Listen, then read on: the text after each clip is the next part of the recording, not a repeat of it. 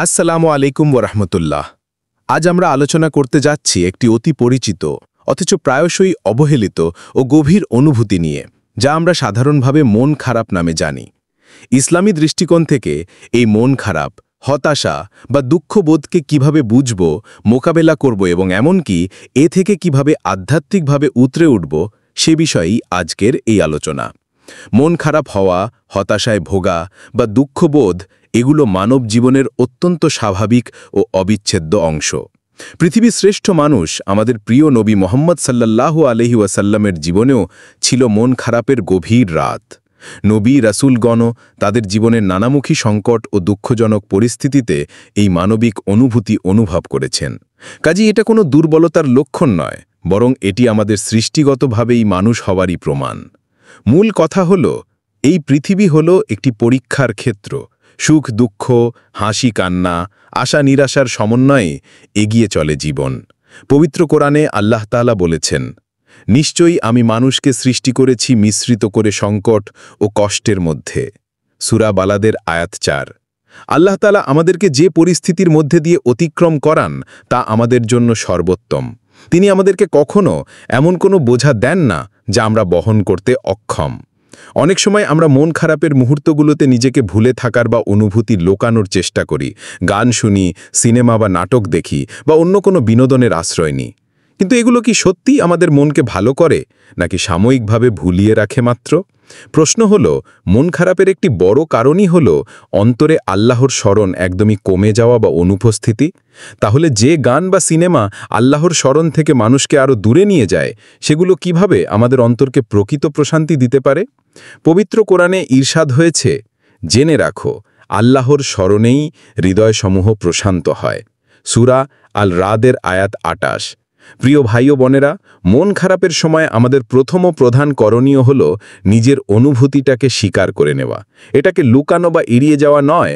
আল্লাহ তাআলা নিজেই কোরআনে আমাদেরকে নবী আইয়ুব আলাইহিসসালামের সেই বিখ্যাত দোয়া শিখিয়েছেন, হে আমার রব, নিশ্চয়ই আমাকে কষ্ট স্পর্শ করেছে এবং আপনিই সর্বশ্রেষ্ঠ দয়াবান। সূরা আল আম্বিয়ার আয়াত ৮৩। আল্লাহর কাছে নিজের কষ্টের কথা, ব্যথার কথা, হতাশার কথা সরাসরি বলতে শিখুন। তিনিই তো আস-সামি, সব কিছু শোনেন, এবং আল বাসির, সব কিছু দেখেন। আল্লাহর বিভিন্ন সৃষ্টি, গাছ, ফুল, পাখি ইত্যাদি দেখতে থাকুন আর ভাবুন আল্লাহ কত সুন্দর করে এগুলো সৃষ্টি করেছেন। দ্বিতীয়ত, সালাত বা নামাজের মাধ্যমে আল্লাহর কাছে আশ্রয় নিন। নামাজ হলো মুমিনের মেরাজ। এটি শুধু একটি ফরজ ইবাদতই নয়, এটি একটি আধ্যাত্মিক থেরাপিও। এটি আমাদের আত্মাকে প্রশান্তি দেয়, মনকে স্থির করে। নবীজি সাল্লাল্লাহু আলাইহি ওয়াসাল্লাম যখনই কোনো দুশ্চিন্তা, কষ্ট বা মন খারাপের মুহূর্তে পড়তেন, তিনি নামাজের জন্য দাঁড়িয়ে যেতেন। হাদিসে এসেছে, তোমরা নামাজের মাধ্যমে সাহায্য প্রার্থনা করো। মুসনাদে আহমদ। তৃতীয়ত, দোয়া ও ধৈর্য ধারণ করুন। ধৈর্য শুধু হাত গুটিয়ে বসে থাকা নয়, বরং এটি একটি সক্রিয় ও গতিশীল প্রক্রিয়া। ইতিবাচক কাজে লেগে থাকা, ভালো কাজ করতে থাকা এবং সর্বাবস্থায় আল্লাহর উপর অগাধ ভরসা রাখা। আল্লাহ তাআলা বলেন, নিশ্চয়ই আল্লাহ ধৈর্যশীলদের সাথে আছেন। সূরা আল বাকারার আয়াত ১৫৩। চতুর্থত, ভালো ও ইতিবাচক মানুষের সঙ্গ নিন। নেগেটিভ বা সর্বদা বিষণ্ণতায় ভোগা মানুষের সঙ্গ ত্যাগ করে এমন মানুষের সান্নিধ্যে থাকুন যারা আপনাকে আল্লাহর কথা স্মরণ করিয়ে দেবেন, উত্তম পরামর্শ দেবেন এবং ইতিবাচক শক্তি দান করবেন।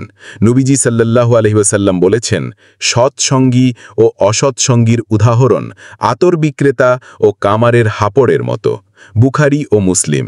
আতর বিক্রেতার কাছে বসলে যেমন আপনি হয়তো আতর কিনবেন নাই বা কিছু না কিনলেও তার ঘ্রাণ পাবেন, তেমনি ভালো মানুষের সঙ্গ আপনার জীবনে ইতিবাচক প্রভাব ফেলবে। পঞ্চমত, নিজেকে উপকারী ও অর্থপূর্ণ কাজে ব্যস্ত রাখুন। অন্যদের সাহায্য করুন, সামান্যতম সাহায্য, ভালো কাজ করুন, প্রকৃতির নৈকট্যে সময় কাটান, হালাল পন্থায় নিজের শখকে লালন করুন। একটি হাদিসে এসেছে, বিশ্বাসীর বিষয়টি অত্যন্ত চমৎকার, তার সব কিছুই কল্যাণকর। টু গেট স্টার্টেড, একটি বিজ্ঞাপন।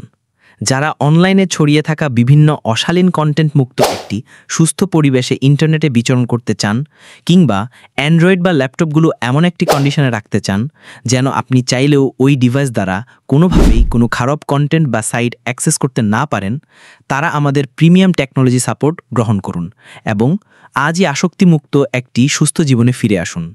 বিস্তারিত জানতে চোখ রাখুন কমেন্ট সেকশন কিংবা ডিসক্রিপশন বক্সে এবং ঘুরে আসুন আমাদের ইউটিউব চ্যানেল।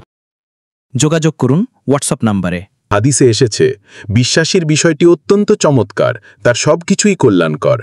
যখন সে নিয়ামত পায় তখন শুকরিয়া আদায় করে, এটি তার কল্যাণ বয়ে আনে। আবার যখন সে বিপদে বা অসুস্থতায় পড়ে তখন সে ধৈর্য ধারণ করে, এটি তাকে কল্যাণ পৌঁছায়। সহিহ মুসলিম। সবশেষে মনে রাখবেন, এই দুনিয়া ক্ষণস্থায়ী। এখানকার সকল সুখ, শান্তি বা দুঃখ কষ্ট সবই ক্ষণস্থায়ী। আপনার মন খারাপও চিরস্থায়ী নয়। কোরআনে আল্লাহ বলেই দিয়েছেন, আল্লাহ কোনো প্রাণীর ওপর তার সাধ্যাতীত কোনো বোঝা আরোপ করেন না। সূরা আল বাকারার আয়াত 286। আল্লাহ তাআলা আমাদের সবাইকে মন খারাপ, হতাশা ও দুঃখ কষ্টের মুহূর্তগুলোতে তার ওপর পূর্ণ ভরসা রাখার, ধৈর্য ধারণের এবং তারই দিকে ফিরে যাওয়ার তৌফিক দান করুন। আমিন।